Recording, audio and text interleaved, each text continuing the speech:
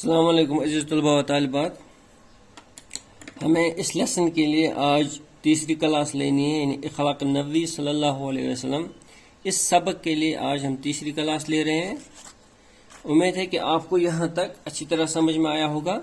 تو آج ہمیں پڑھنا ہے صفحہ نمبر 22 پہ دوسرا پیراگراف. ہم شروع کریں.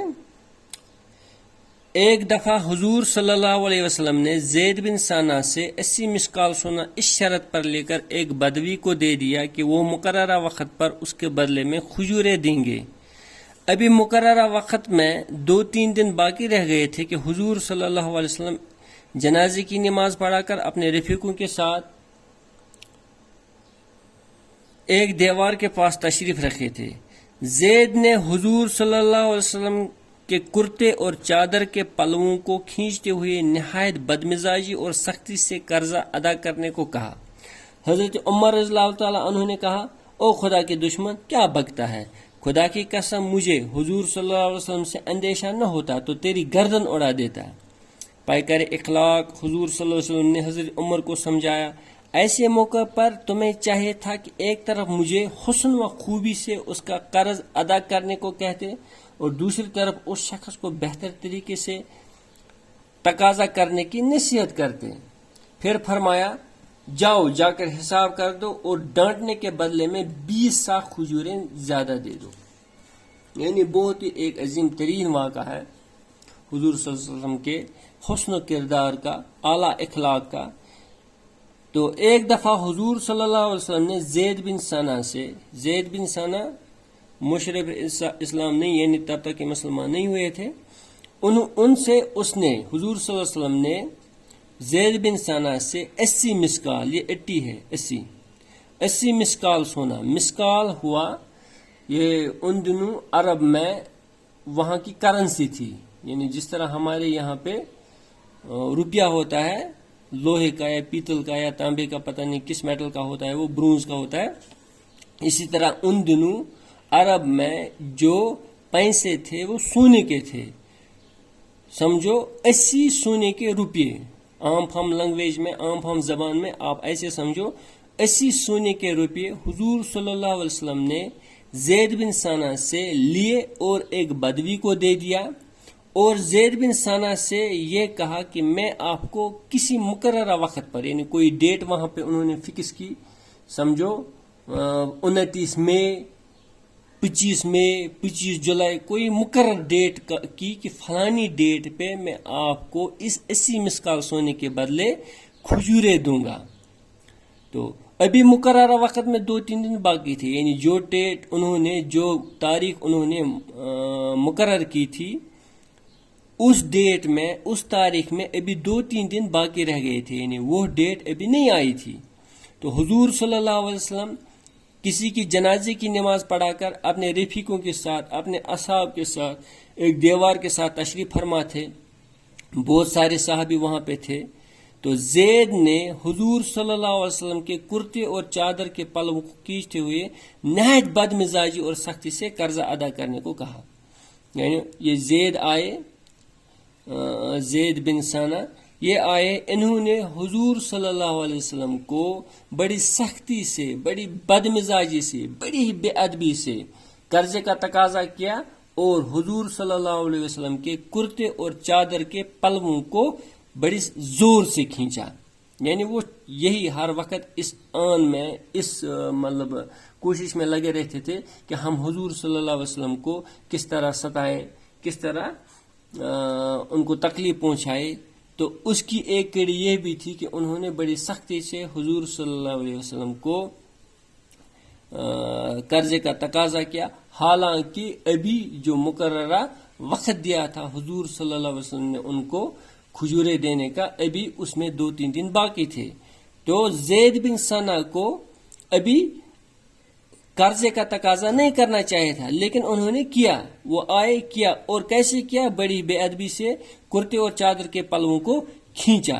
تو وہاں پہ بہت سارے اصحاب کھڑے تھے، ان کو ظاہر سی بات ہے غصہ آیا ہوگا، لیکن حضرت عمر رضی اللہ تعالیٰ عنہ جو وہاں پہ تھے، انہوں نے اس زید بن ثانہ سے کہا، او خدا کے دشمن، کیا بکتا ہے، یعنی کیا بکواس کرتا ہے، کیا قرض مانگتا ہے. ابھی تو 2-3 دن باقی ہے اس ڈیٹ میں، اور یہ کوئی تھوڑی نا کوئی طریقہ ہے، یعنی خدا کی قسم مجھے حضور سے اندیشہ نہ ہوتا تو تیری گردن اڑا دیتا. اور اس زید بن ثنا سے کہا، او خدا کے دشمن، کیا بکتا ہے، یہ کیا کہہ رہے ہو، کیا قرض کا تقاضا کرتا ہے؟ خدا کی قسم اگر مجھے حضور صلی اللہ علیہ وسلم کا بے نہیں ہوتا، ڈر نہیں ہوتا، اگر یہاں پہ یہ نہیں ہوتے حضور صلی اللہ علیہ وسلم، تو میں تمہاری گردن ابھی کے ابھی اڑا دیتا. تو پیکر اخلاق یعنی حضرت عمر رضی اللہ تعالیٰ عنہ نے وہاں پہ زید بن ثنا سے غصہ کیا اور اس کو ڈانٹا. تو حضور صلی اللہ علیہ وسلم پیکر اخلاق یعنی اخلاق کے وہ مطلب پیکر تھے، اخلاق کے پیمبر تھے. انہوں نے کیا کہا؟ حضرت عمر کو سمجھایا، حضرت عمر رضی اللہ تعالیٰ عنہ کو سمجھایا. ایسے موقع پر تمہیں چاہے تھا کہ ایک طرف مجھے حسن و خوبی سے اس کا قرض ادا کرنے کو کہتے اور دوسری طرف اس شخص کو بہتر طریقے سے تقاضا کرنے کی نصیحت کرتے. انہوں نے حضرت عمر رضی اللہ تعالیٰ عنہ کو ہی ڈانٹا، کہا کہ تمہیں ایسا نہیں کرنا چاہیے، تمہیں اس کو سمجھانا تھا کہ قرض اس طریقے سے نہیں مانگتے، یعنی اس کو سمجھانا تھا کہ یہ طریقہ نہیں ہے قرض مانگنے کا، نہ کہ اس کو دھمکی دیں، نہ کہ اس کو ڈراؤ، نہ کہ اس کو قتل کی دھمکی دو. اور دوسری طرف مجھے بھی نصیحت کرتے کہ مجھے بھی حسن خوبی سے اس کا قرض ادا کرنا چاہیے. تمہیں یہ کرنا تھا، یہ نہیں کرنا ہے کہ اس کو یہ کہتے کہ مجھے اگر حضور صلی اللہ علیہ وسلم کا ڈر نہیں ہوتا میں تمہاری گردن اڑا دیتا. ایسا نہیں کرنا چاہیے. پھر فرمایا حضور صلی اللہ علیہ وسلم نے، جاؤ جا کر حساب کرو، جاؤ جا کر اس کو، حالانکہ 2-3 دن ابھی باقی تھے ان کھجوروں کو دینے میں، لیکن ان سے کہا جاؤ جا کر اس کو ابھی کے ابھی کھجوریں دو، اور ڈانٹنے کے بدلے 20 سا کھجوریں زیادہ دے دو. اور ان سے فرمایا یہ جو ڈانٹ آپ نے اس کو زید بن ثنا کو پلائی، جو اس کو ڈانٹا آپ نے، حضرت عمر نے جو ڈانٹا، اس ڈانٹ کے بدلے زید بن ثنا کو 20 سا ہوتا ہے 234 گرام کا، سمجھو 1 پاؤ، یعنی 20 پاؤ کھجوریں اس کو زیادہ دے دو اس ڈانٹ کے بدلے. ہوا ایک واقعہ، عظیم ترین واقعہ. یہاں پہ ہمیں پتہ چلتا ہے کہ حضور صلی اللہ علیہ وسلم کس قدر اعلیٰ اخلاق کے مالک تھے. ان میں برداشت کرنے کی قوت کتنی تھی، معاف کرنے کی قوت کتنی تھی، قوت برداشت ان کے پاس کتنا تھا. اپنے جانی دشمن یا جو مطلب ہر وقت اس طاق میں رہتے تھے کہ حضور صلی اللہ علیہ وسلم کو کس طرح تکلیف پہنچائے، ان کو کس طرح ستایا جائے، ان کا نقصان کس طرح کیا جائے، ان کو نقصان کس طرح پہنچایا جائے، ان کو وہیں پہ مطلب بالکل جس کو ہم بولتے ہیں دستی وہیں پہ معاف فرماتے تھے. یہ تھے حضور صلی اللہ علیہ وسلم کے اعلیٰ اخلاق. ایک بڑھیا کا معمول تھا کہ حضور صلی اللہ علیہ وسلم جب اس کے گھر کے سامنے سے گزرتے تھے وہ آپ صلی اللہ علیہ وسلم کے اوپر کوڑا کرکٹ پھینکتی تھی. یہ مشہور واقعہ ہے، مشہور ترین واقعہ ہے کہ ایک بڑھیا حضور صلی اللہ علیہ وسلم پہ ہر روز جب بھی حضور صلی اللہ علیہ وسلم اس گلی سے گزرتے تھے، کیونکہ ایک ہی محلے میں رہتے تھے، جب حضور صلی اللہ علیہ وسلم اس گلی سے گزرتے تھے، مکہ کا یہ واقعہ ہے، مکہ شریف میں، تو حضور صلی اللہ علیہ وسلم پر وہ بڑھیا اپنے گھر کا پورا کوڑا کرکٹ جمع کر کے رکھتی تھی. اور جو ہی حضور صلی اللہ علیہ وسلم اس گلی سے گزرتے تھے وہ اس پر وہ کوڑا کرکٹ پھینکتی تھی. ان کے کپڑے گندے ہو جاتے تھے، ان کو تکلیف پہنچتی تھی. تو کیا ہوا، ایک روز جب اس معمول میں فرق آیا، مطلب حضور صلی اللہ علیہ وسلم ایک روز اس گلی سے گزر رہے تھے تو اس پہ کوڑا کرکٹ نہیں ڈالا گیا، یعنی معمول میں فرق آیا. نہیں تو وہ بڑھیا ہر آن اسی طاق میں رہتی تھی کہ کب حضور صلی اللہ علیہ وسلم یہاں سے گزرے میں اس پر ایک کوڑا کرکٹ ڈالوں. تو ایک دن اس میں جب یہ فرق آیا، اس پہ کوڑا کرکٹ نہیں ڈالا تو حضور صلی اللہ علیہ وسلم وہیں رک گئے. تو حضور صلی اللہ علیہ وسلم ان کو تعجب ہوا، آج کوڑا کرکٹ نہیں ڈالا گیا تو وہیں پہ رک گئے. اور یہ معلوم ہونے پر کہ بڑھیا بیمار ہے تو حضور صلی اللہ علیہ وسلم نے پتہ کیا کہ یہ بڑھیا کہاں ہے، کیونکہ آج کوڑا کرکٹ نہیں ڈالا گیا. تو بڑھیا کا حال پوچھنے کے لیے حضور صلی اللہ علیہ وسلم نے پتہ کیا کہ یہ بڑھیا کہاں ہے، کیا معاملہ ہے اس کے ساتھ، کیا واقعہ ہوا ہے. تو یہ معلوم ہوا کہ بڑھیا بیمار ہے. حضور صلی اللہ علیہ وسلم کو وہیں پہ پتہ چلا کہ بڑھیا بیمار ہے، اسی لیے آج کوڑا کرکٹ ان پہ نہ ڈالا گیا. تو آپ صلی اللہ علیہ وسلم اسی وقت اس کو دیکھنے اور حال پوچھنے گئے، یعنی اس کی مزاج پرسی کے لیے گئے، اس کی عیادت کے لیے گئے. بڑھیا بیمار تھی، اس کو عیادت کرنے کے لیے حضور صلی اللہ علیہ وسلم گئے. اس بڑھیا کو جو ہر وقت اس طاق میں رہتی تھی کہ حضور صلی اللہ علیہ وسلم یہاں سے کب گزرے میں اس پہ ایک کوڑا کر ڈالوں. تو بڑھیا پر حضور صلی اللہ علیہ وسلم کی اس برتاؤ کا اثر ہوا کہ فوراً آپ پر ایمان لے آئی. جب حضور صلی اللہ علیہ وسلم اس بڑھیا کے پاس گئے، بڑھیا نے پہلے سمجھا تھا کہ شاید آج مجھ سے بدلہ لیں گے، لیکن جب حضور صلی اللہ علیہ وسلم نے اس کی مزاج پرسی کی اور یہ فرمایا کہ میں آپ بیمار ہو، مزاج پوچھنے آیا ہوں، تو حضور صلی اللہ علیہ وسلم کے اس برتاؤ کا اس بڑھیا پر ایسا اثر ہوا کہ اس نے فوراً اسی وقت حضور صلی اللہ علیہ وسلم پر ایمان لے آئی. وہ فوراً اسی وقت اس نے کلمہ پڑھا اس بڑھیا نے. تو یہ تھے مطلب حضور صلی اللہ علیہ وسلم کے اعلیٰ اخلاق، یعنی ایک ایک عمل سے، حضور صلی اللہ علیہ وسلم کے ایک ایک عمل سے ہمیں یہ پتہ چلتا ہے کہ وہ کس قدر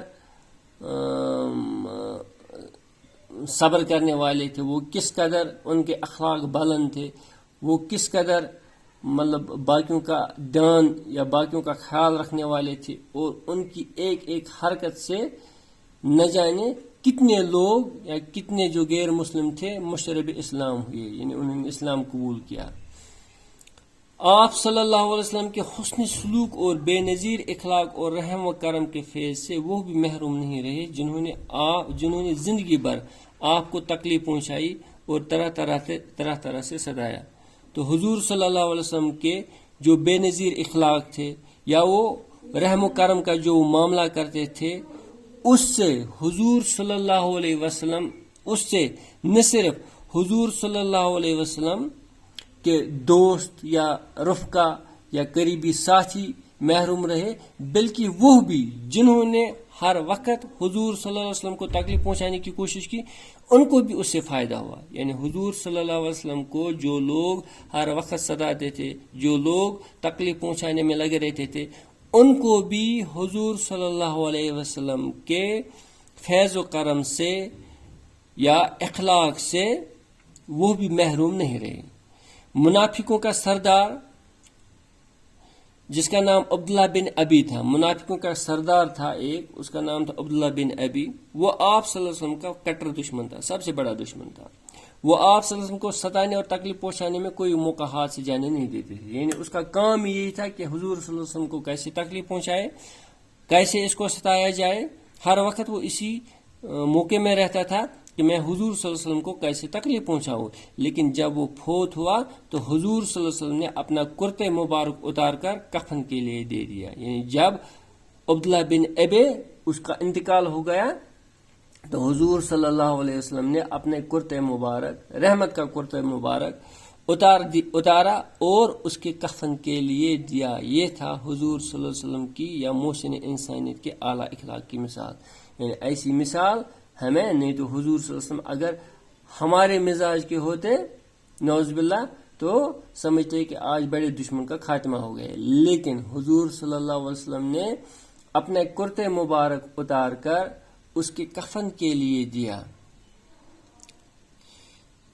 غرض یہ کہ آپ صلی اللہ علیہ وسلم ہر پہلو سے اعلیٰ اور عظیم اخلاق کے مالک تھے. حضور صلی اللہ علیہ وسلم ہر لحاظ سے، ہر اینگل سے اعلیٰ اور عظیم اخلاق کے مالک تھے.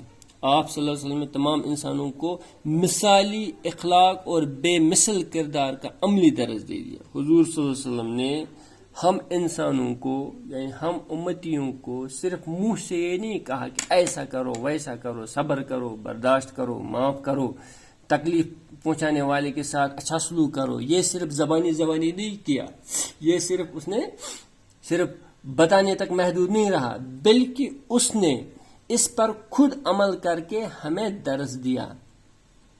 درس تبھی کامیاب رہتا ہے جب کوئی اس درس پہ پہلے خود عمل کرے. تو حضور صلی اللہ علیہ وسلم نے یہ تمام چیزیں، یہ اخوت کا معاملہ ہو، برداشت کرنے کا معاملہ ہو، معاف کرنے کا معاملہ ہو، ان تمام چیزوں کو انہوں نے خود پہلے کر کے دکھایا اور اس کے بعد ہمیں کرنے کو کہا. آپ صلی اللہ علیہ وسلم کا بڑے سے بڑا مخالف بھی آپ کے اعلیٰ اخلاق کا انکار نہیں کر سکتا ہے. یعنی حضور صلی اللہ علیہ وسلم کا جو سب سے بڑا مخالف بھی تھا وہ بھی حضور صلی اللہ علیہ وسلم کے اعلیٰ اخلاق سے انکار نہیں کر سکتا تھا. تو آج کے لیے اتنا ہی. اللہ حافظ.